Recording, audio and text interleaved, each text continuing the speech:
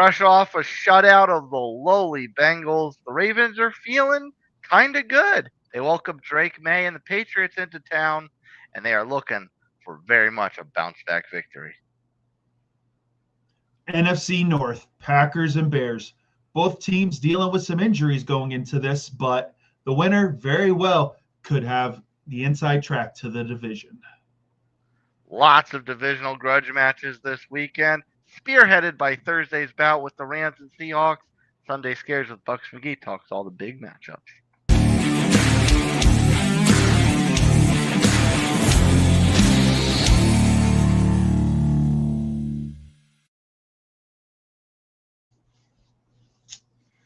You know, for all the jokes we make about the schedule and, when they throw this stuff together, are they just sitting in a room throwing stuff on walls?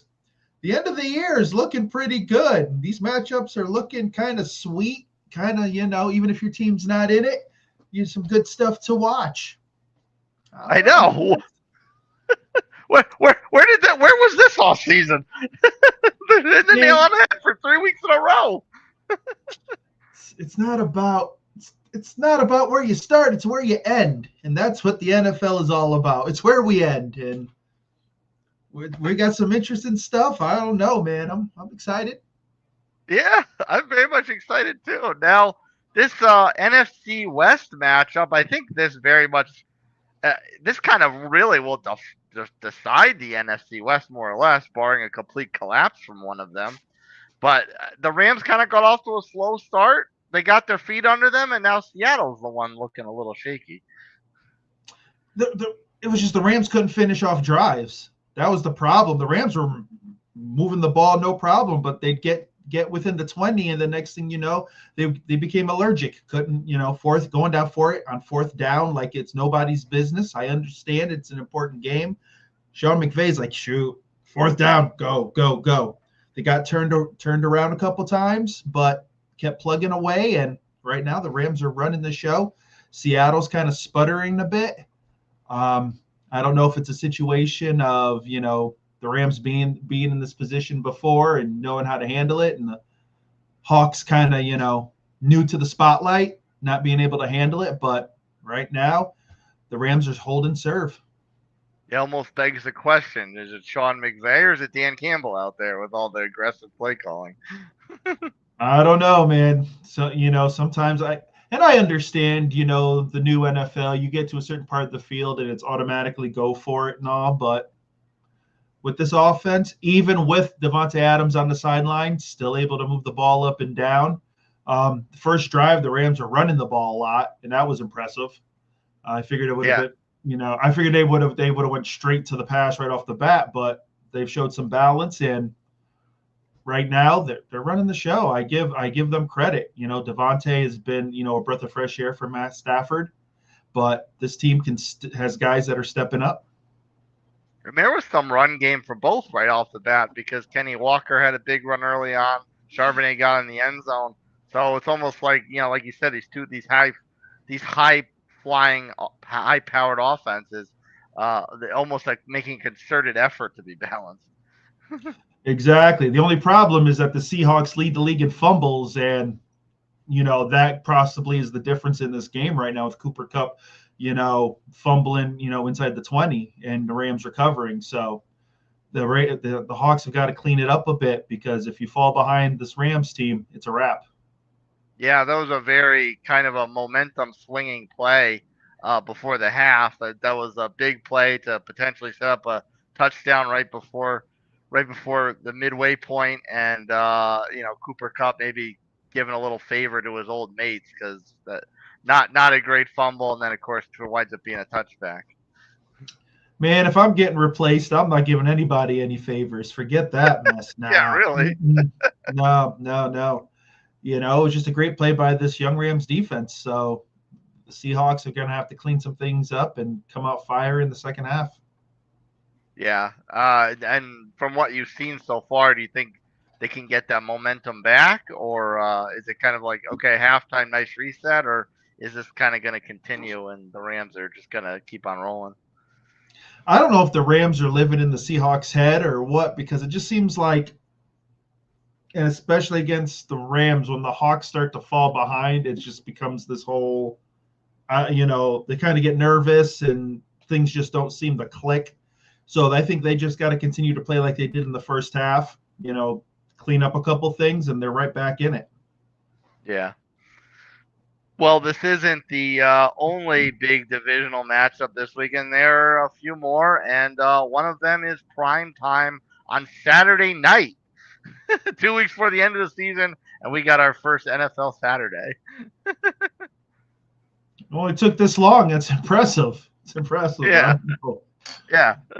Oh, They let man. they let college football have their time for a little while, and it's only the weekend of the college football playoff too. But the NFL says no, no, no, no, no, no, no, Yeah, they're no. like, let's remember who runs the weekend. And the NFL comes up and, plops it down and says, here I am.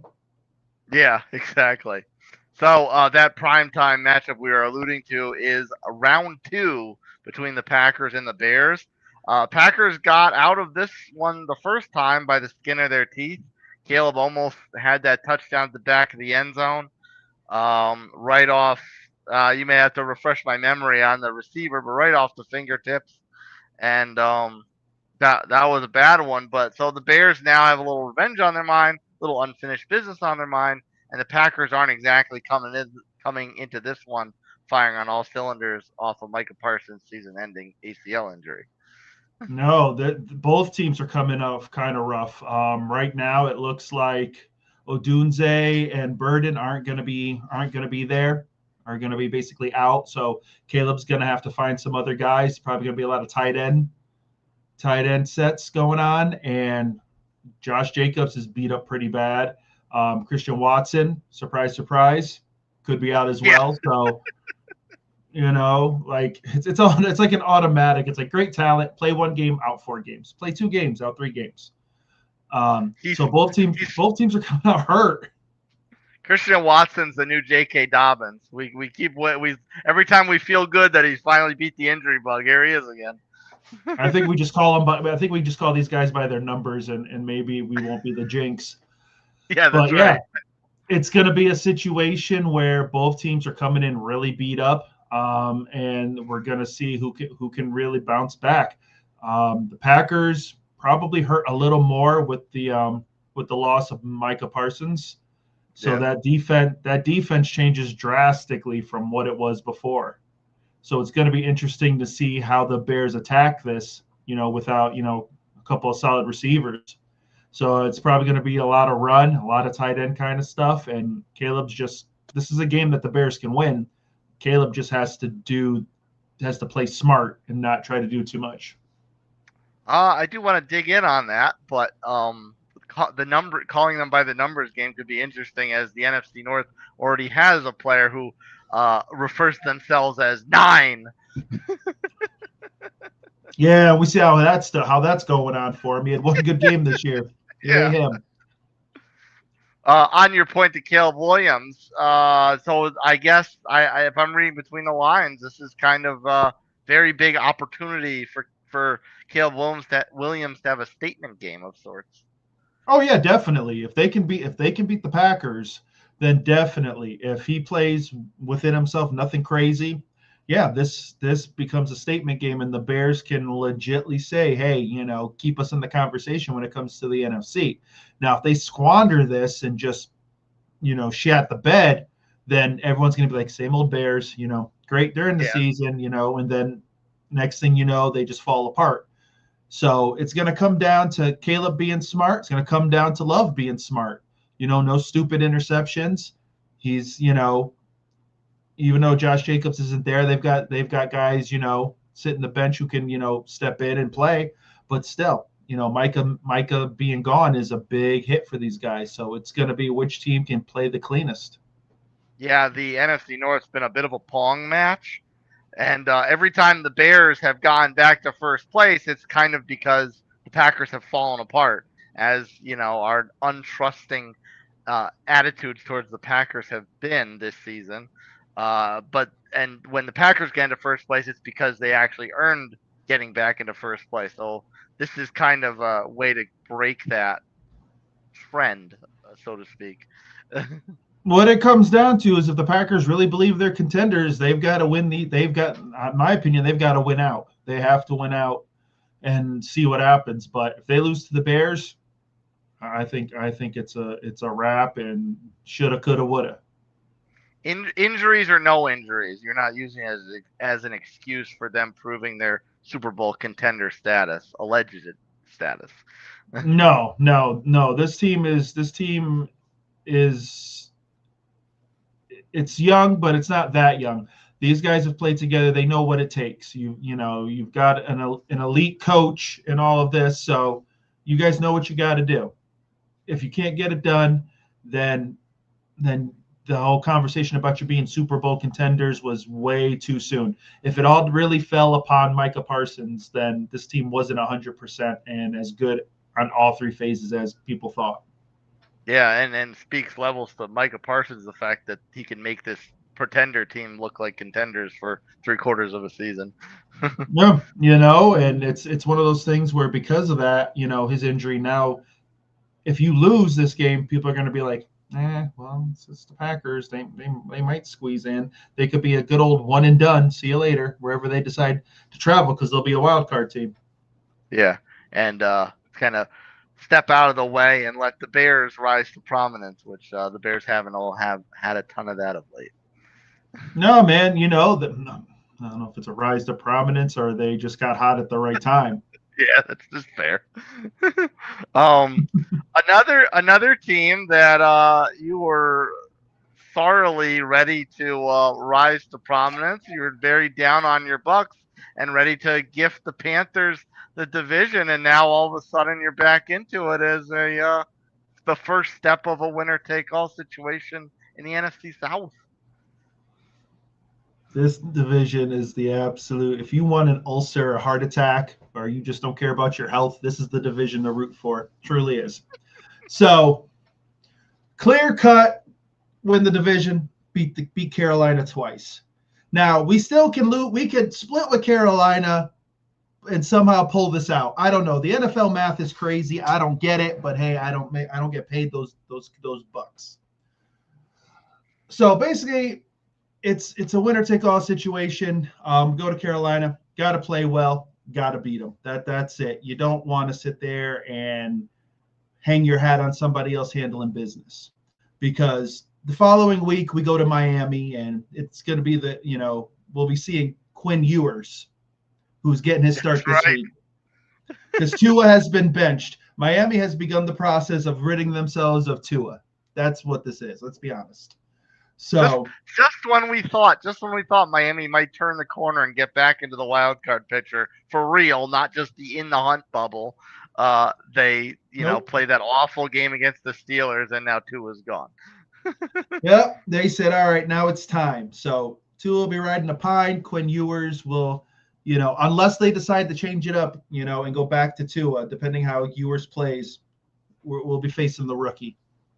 Not going to lie, it's kind of nice. And, rookies generally don't fare well against a Todd Bowles defense the first time. Second time, they light them up. So this will be the first time. We'll take our win while we can. And then after that, it may all come down to when Carolina comes here. So both teams know what needs to be done. Did I just hear an ounce of positivity from your lips about Todd Bowles? Well, because it's true. First time you face a rookie quarterback faces that defense, they're usually a little nervous.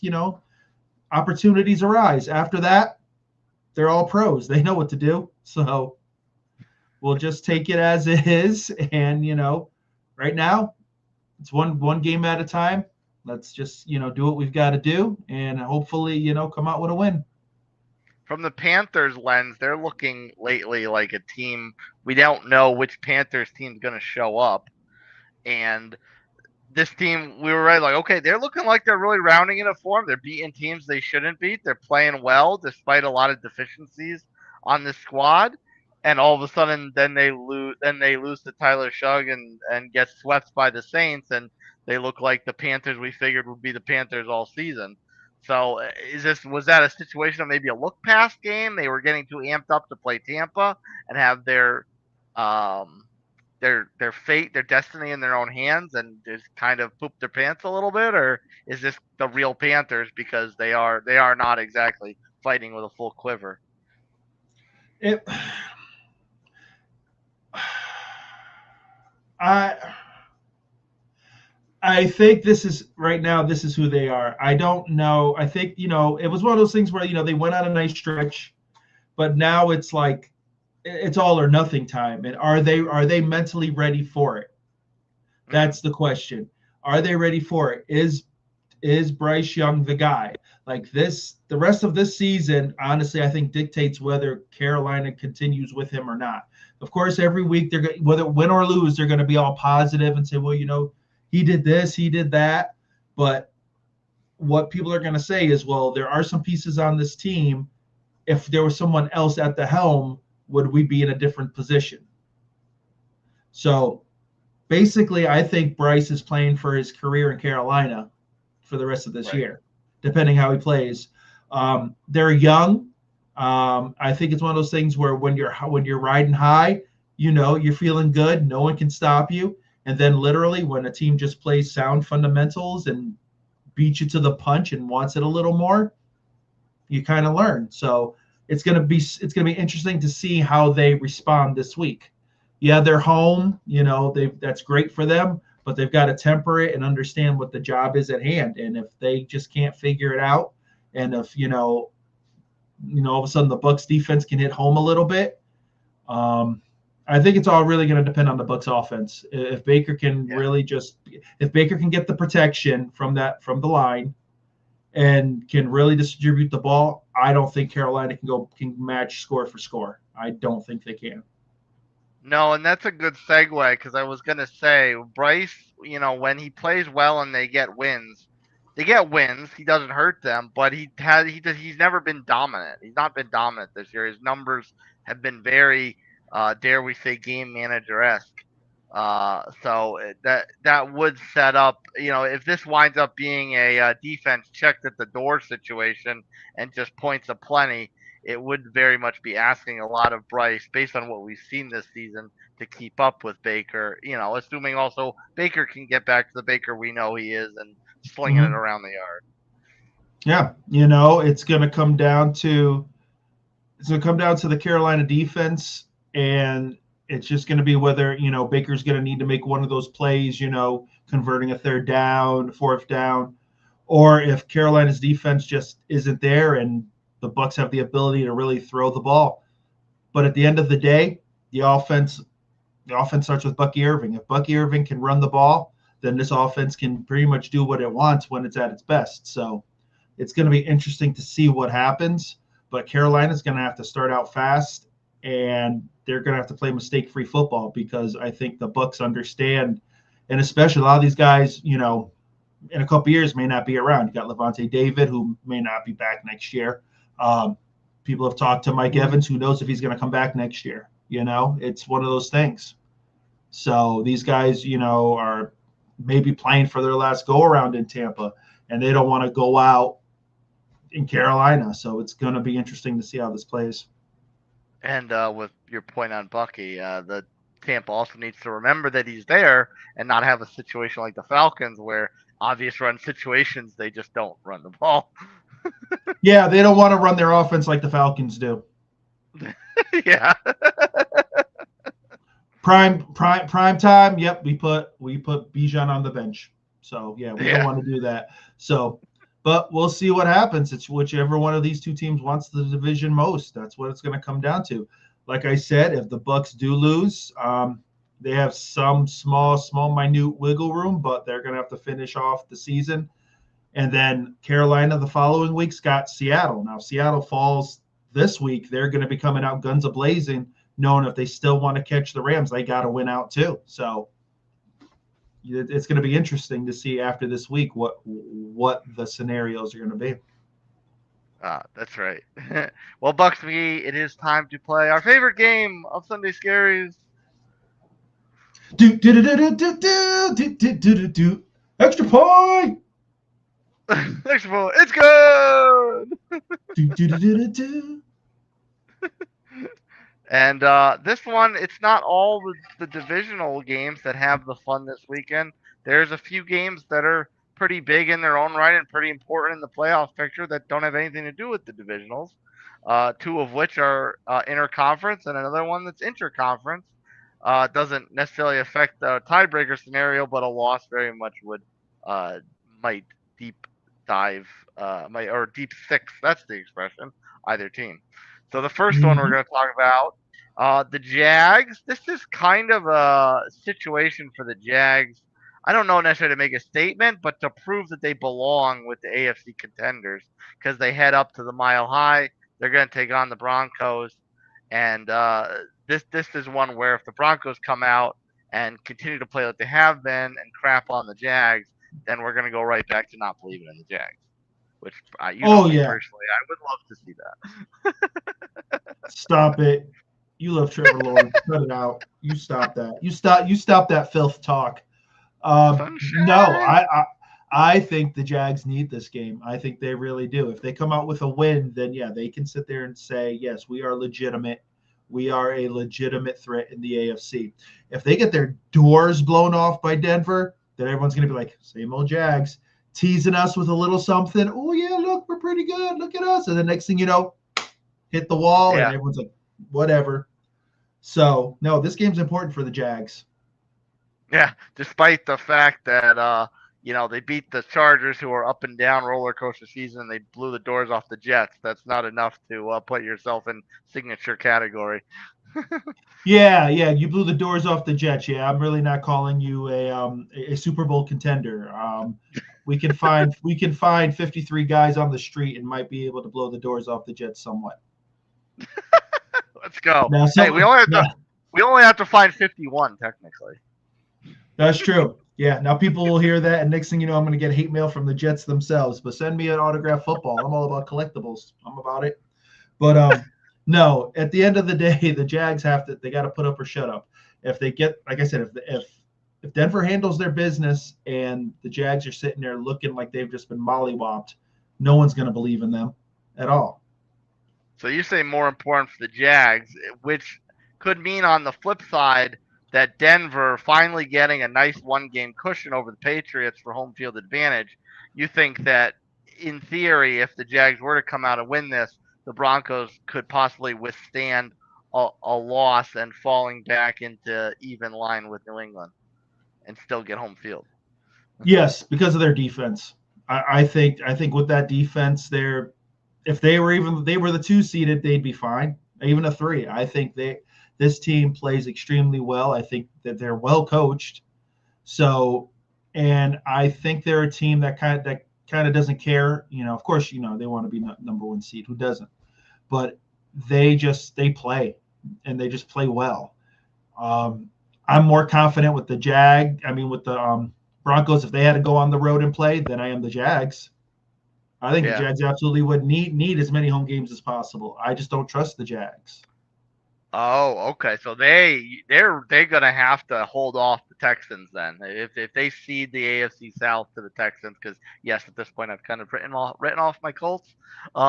If they were to cede the division to the Texans, you think that would be big stock down for Jacksonville? Oh yeah, because I don't know if this is a team that can sit there and say, okay, well, you know what, we got to win 3 on the road. We got to buckle up, hunker down and handle business. I don't think they have that mentality. I think the Texans have that mentality. If it was the Texans, because I think they are a tough team because of their defense, I think they are a team that lives on their defense, and their offense is there. They tell their offense, okay, if you can get us a couple scores, we'll handle the rest. And There I is think some new. Sorry. they can live with they can live with that. They can live winning 17-14 games like that. They can do that. There is some news to touch on and pertains to this game over the last few weeks. I guess Jacoby Myers has shown Jacksonville enough to give him a fresh 3-year extension. They needed another receiver, because let's be honest, Brian Thomas has been has been so up and down this year. It's been horrible. if you were picking him in fantasy like everybody was, he was going in the top 10. He was a darling, and just for some reason it just hasn't been consistent. They trade deadline, they get Jacoby Myers, who I've always liked. I thought he was great in New England. It just never worked out. So played with the Raiders. It's a shame that the Raiders couldn't keep him. So now he's in Jacksonville, and he may end up becoming the number one there. He's a talented young kid. So they're looking towards the future. Yes, indeed. Two teams that probably aren't so much looking towards the future because they're not exactly spring chickens are the Steelers and the Lions, and they play each other this week in Motown. I guess the obvious setup here is which team is this more important for? Pittsburgh, who they're feeling good, beating the pants off Miami and giving them a little bit of an extra cushion in the AFC North. But with a loss and the assumed media favorite Ravens, if they were to come back and take the division, obviously the Steelers need a big cushion to hold that off.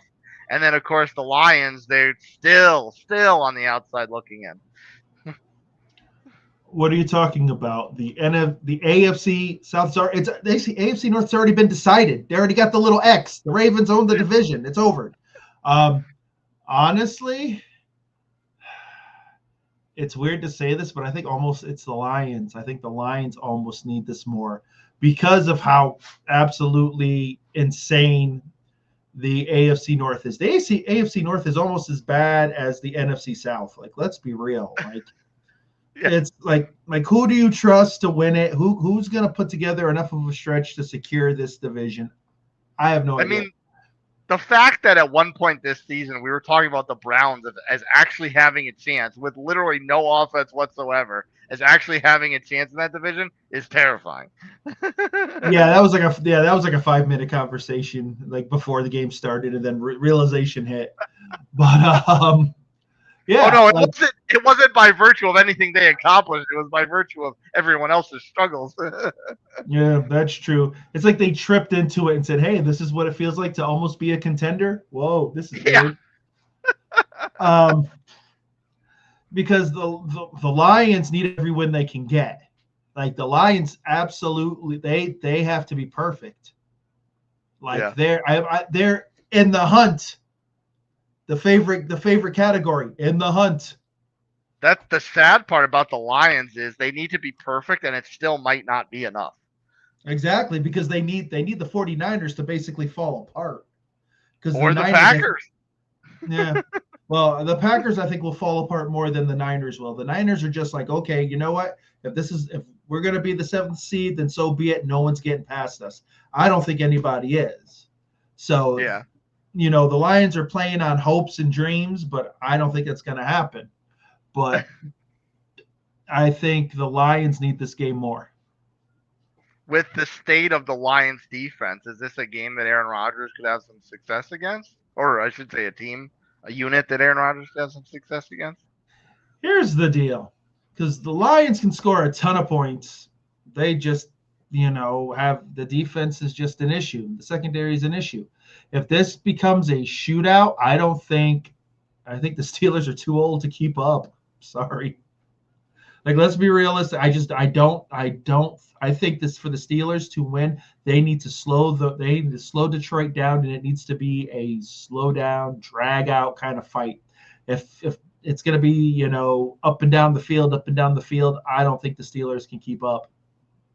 Yeah, I mean, the Steelers defense was able to shut down Jonathan Taylor early in this year. It's conceivable that they could do the same to Jahmyr Gibbs. A little more of an explosive back as opposed to a bulldozer, but, an explosive player nonetheless.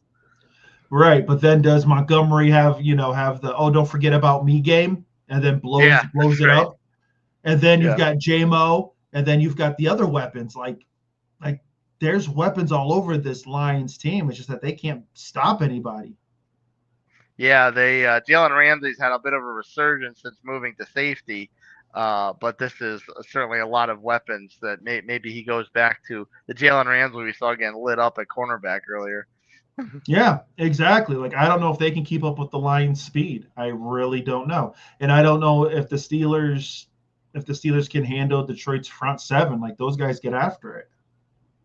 Normally, the Steelers are a team that, historically punch you in the mouth and get you off your game and rough up the pristine offenses. But this also there's parts of the Steelers team that don't give the same feel of teams they were in the past.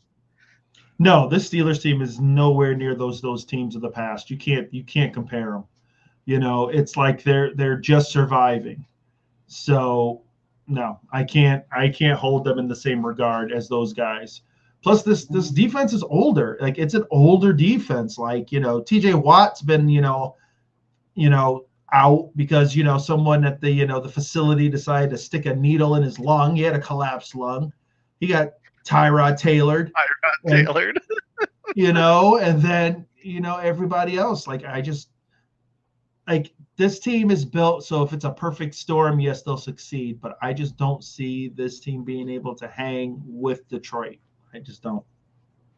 Yeah, If it gets to that point, I would agree. If the Steelers' defense falls apart in this, I don't see Aaron Rodgers being able to be the Aaron Rodgers we know of and make it a 35-30 barn burner. No, this isn't Green Bay Rodgers playing the Lions. He's not throwing Hail Marys in the end zone on Monday night. This isn't what this is. It's old Aaron Rodgers with a little bit of magic left, but I don't think it's enough. And the final playoff implication big matchup is a flex game that got moved to Sunday night. Patriots and Ravens. Patriots coming off a loss. They let the Bills come back in and take and steal that one from them. They were otherwise dominating that game for most of the early going. And then the Ravens, coming off a shutout win, but they shut out the Bengals. Whoop-de-freaking do.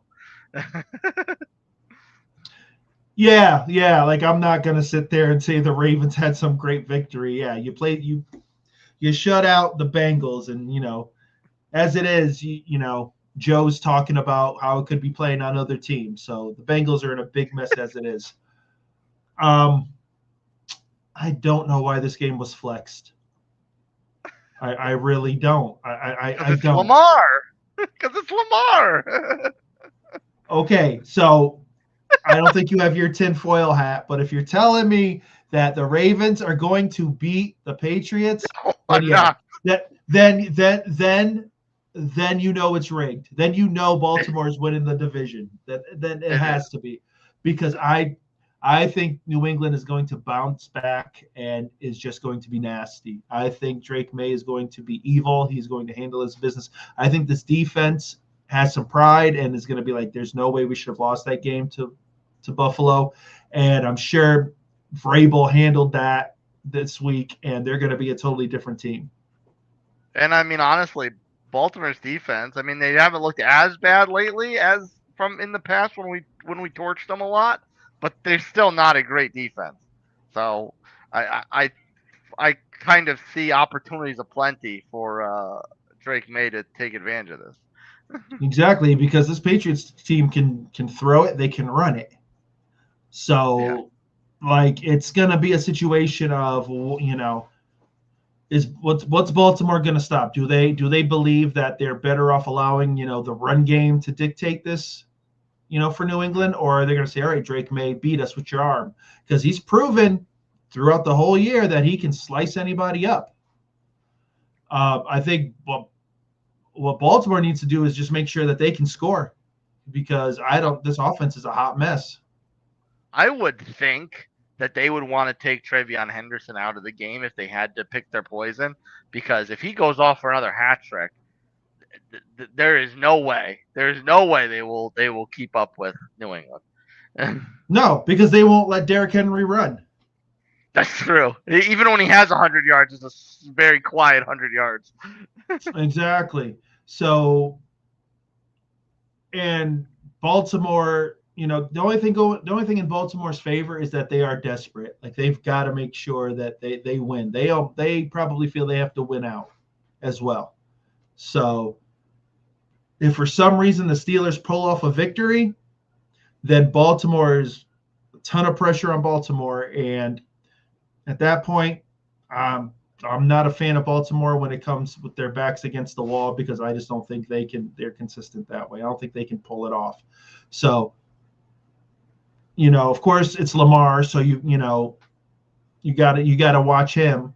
But overall, I think New England is a better unit, and I think they'll pull it out.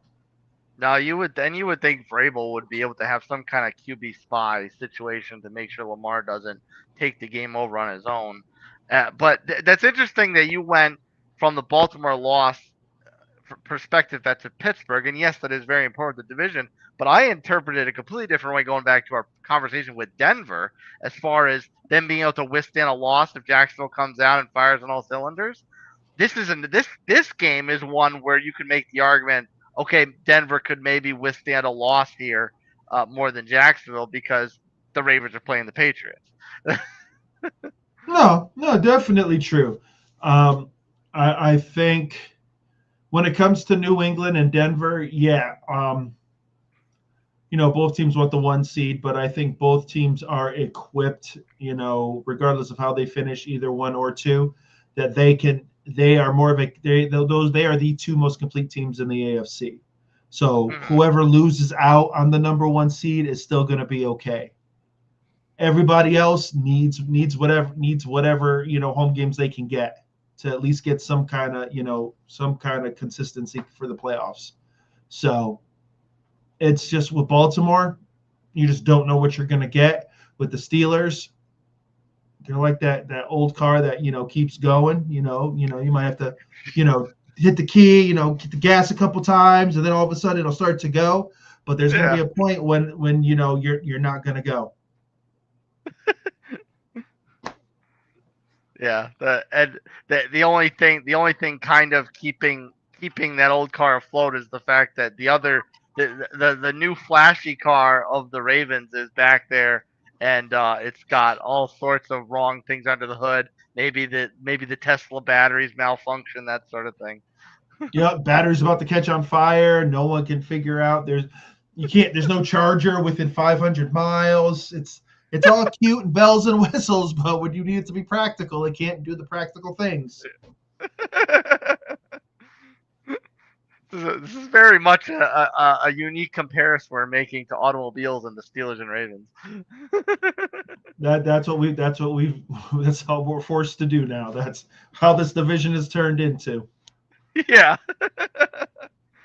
So yeah, I mean, I personally, outside of either like you said, the tinfoil hat, everything's rigged, or a massive surprise or some ridiculous injury, I don't think Baltimore's got a chance in this one.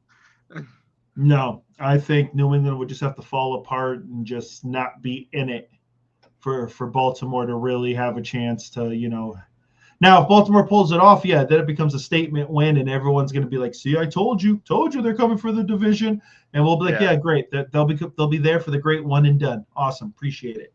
Yeah. Because I'm sorry, you can't trust this team, but right now the Ravens know what they have to do, and they got to get it done. They have no room for error. I don't even know if I could feel comfortable wearing the tinfoil hat in that situation because I don't want it to happen. I can't feel proud of that tinfoil hat moment. That's what happens when you start these things, man. That's what happens. If they pull it off and win, I'm not saying a word till that tinfoil hat hits your head.